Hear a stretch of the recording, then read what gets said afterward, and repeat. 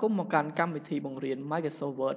2013ជាភាសាខ្មែររបស់មជ្ឈមណ្ឌលកូរៀន Software HRD 10. ក្បាលទំព័រនិងជើងទំព័រក្នុងការបញ្ចូលក្បាលទំព័រនិងជើងទំព័រនេះតែមុននឹងឈានចូលទៅក្នុងការបង្ហាញនៅពេលការដាក់បញ្ចូលក្បាលទំព័រនិងជើងទំព័រយើងត្រូវនឹងយល់អំពីតើអ្វីទៅគឺជា header ហើយអ្វីទៅគឺជា footer header គឺជាក្បាលទំព័រដែលជាទូទៅគេដាក់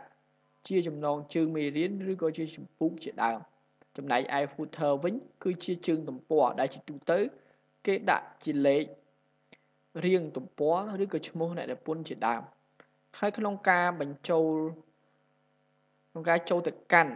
ក្បាលទំព័រនិងជើងទំព័រគឺគេចូល insert tab header and footer group រួចយក header and footer និងទី3ខ្ញុំនឹងនិយាយអំពីការបញ្ចូលក្បាលទំព័រនិងជើងទំព័រនៅក្នុងការបញ្ចូលក្បាលទំព័រនិងជើងទំព័រនេះគឺនឹងនិយាយអំពីការជ្រើសរើសយកក្បាលទំព័រនិងជើងទំព័រដែលមានស្រាប់និងមួយទៀតនឹងការកែបសម្រួលនៅក្បាលទំព័រនិងជើងទំព័រនិងការលុបក្បាលទំព័រនិងជើងទំព័រយើងឧទាហរណ៍បញ្ជាក់នៅក្នុង Microsoft Word ទាំងអស់គ្នាក្នុងការដាក់ក្បាលទំព័រនិងជើងទំព័រគឺយើងចូលទៅក្នុង Insert tab ហើយស្វែងរកពាក្យ Header and Footer នេះគឺ Header គឺយើងមាន style ជាច្រើននេះគឺគេមាន more style ទៀតករណីដែលមានអ៊ីនធឺណិតយើងអាចដាក់ឥឡូវខ្ញុំសូមជ្រើសរើសមួយនៅនេះចុះដាក់ថា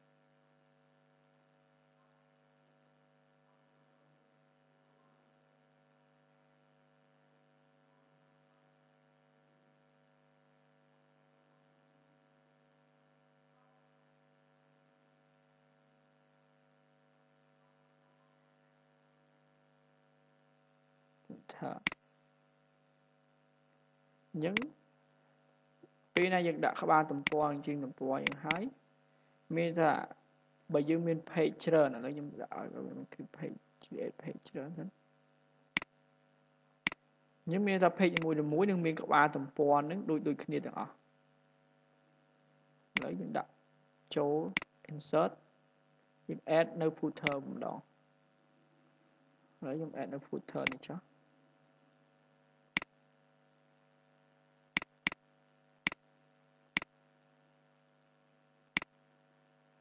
ជាងមានន័យថាគ្រប់ page ទាំងអស់នឹងមាននេះ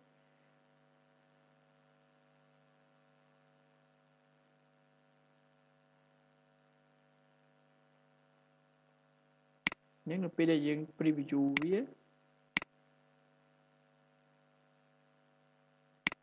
ពេលយើងមិនឃើញក្បាលទំព័រនិងជើងទំព័ររបស់នេះយើងនឹងចូលទៅវិញ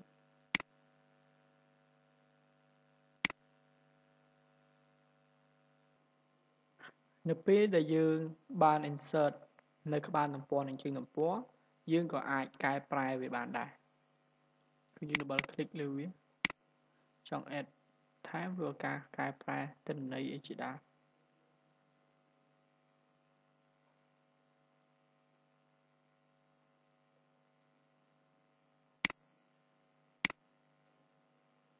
ឬក៏យើងអាច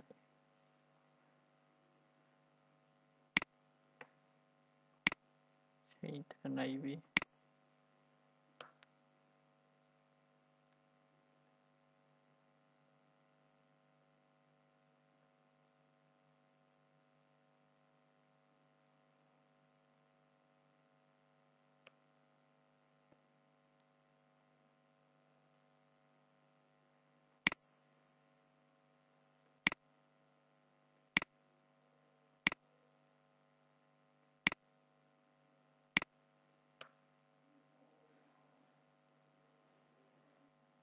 នេះយើងកែទិន្នន័យវា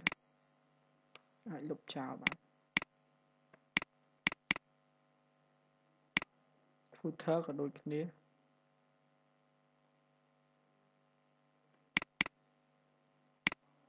នេះ change អាចកែប្រែវា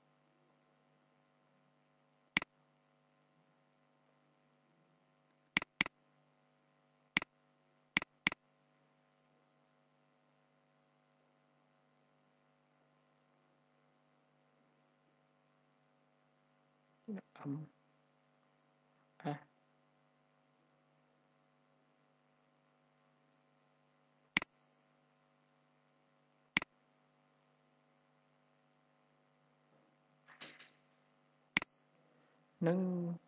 ចំណុចចុងក្រោយនៃចំណុចនោះគឺ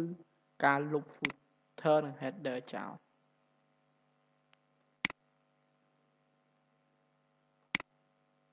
នេះយើងចុចកន្លែង header ហ្នឹងគឺនឹងមានពាក្យថា remove header คลิกវាទៅខ្ញុំមាន header អញ្ចឹងគឺបានបាត់តែ footer យើងនៅឥឡូវយើងលើក footer របស់យើង insert ហ្នឹងក៏បាននេះនឹងមានពាក្យថា remove footer អញ្ចឹងយើងចូលទៅមើល slide របស់យើងវិញ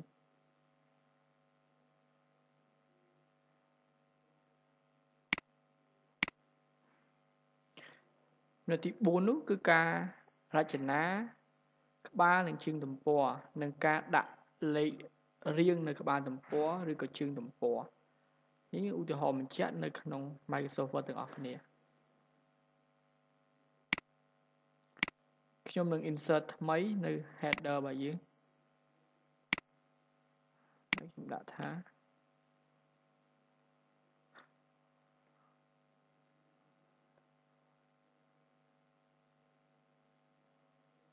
HRD Center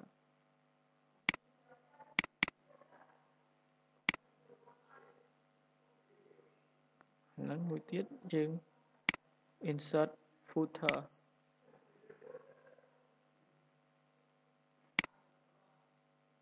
ដូចនេះ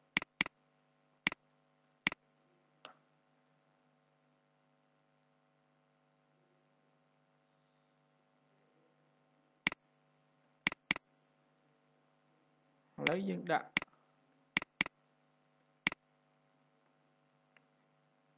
លេខរៀងទៅឲ្យ page របស់យើងចូល insert ទៅដែរ page number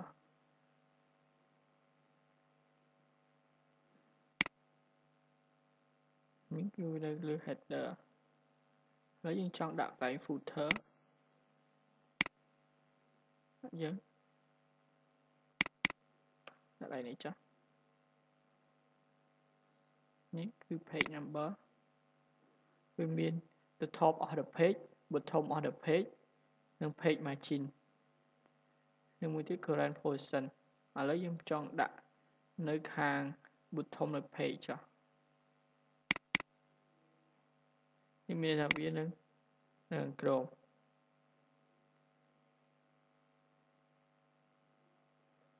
មួយទៀតគឺវាមាន margin អាចដាក់វានឹង page ហ្នឹងគឺនៅខាងនេះមួយទៀតនោះគឺ current position ចង់ដាក់កន្លែងណាវានឹងនៅលើហើយយើងយក current position ដែរហើយនៅខាងនេះវិញវាចេញឲ្យយើងព្រោះវាមិញវាជាប់ពីរខ្ញុំសុំ control Z វិញហើយ footer ចោះ page current position